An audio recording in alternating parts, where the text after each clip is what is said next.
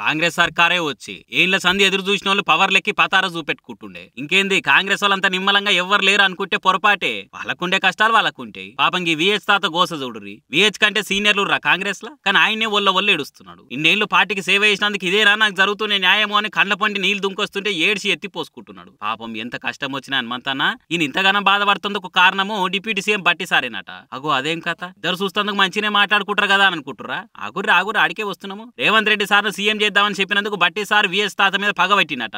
ఏం తాత అంతే కదా, ఏదో చెప్పు నీ బాధిగా.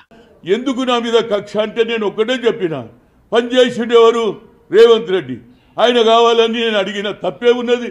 నిజంగా కష్టపడ్డా లేదా, పార్టీని బలోపేతం చేసినా లేదా, హెలికాప్టర్లో అయినా తిరిగితే నేను కార్లో తిరిగిన అన్ని దగ్గరికి, అది కూడా వేణుగోపాల్ గారు చెప్తే. బట్టిని ఎమ్మెల్సీగా చేసింది నేనే, పీసీసీకి పంపింది నేనే. అసొంటి నాకు ఖమ్మం ఎంపీ సీటు రాకుండా అడ్డం పడుతున్నాడని మస్తు బాధపడుతున్నాడు విహెచ్ తాత. ఏం పార్టీ ఇవేం రాజకీయాలు అర్థమైతలేవు అని కుమిలిపోయిండు. ఏండ్లకేళ్లు పార్టీలనే ముడుకుంటా పార్టీ కోసమే పని చేసుకుంటా ఉంటుంటే నన్ను గిట్ల బాధ పెడతారా? ఎక్కడోళ్ళు అక్కడ పోతే పార్టీనే పట్టుకొని కూర్చున్నా నేను కదా. నాకు కూడా అన్యాయం జరిగితే ఇక దేనికి రాజకీయం అని నిష్ఠూరం ఆడుతున్నాడు. రాహుల్ గాంధీ సారేమో భారత్ న్యాయ యాత్ర దేశమంతా తిరుగుతాడు. మరి పార్టీలో నా అసంటోళ్ళకి అన్యాయం జరిగితే ఎందుకు న్యాయం జరిగేటట్టు చూసుకోడు అని క్వశ్చన్ చేసిండు. ఊకోవే హనుమంతన్న, కాంగ్రెస్ లో నీకంటే సీనియర్ ఎవరు చెప్పు? వస్తే నీకు కూడా మంచి దినం వస్తుంది.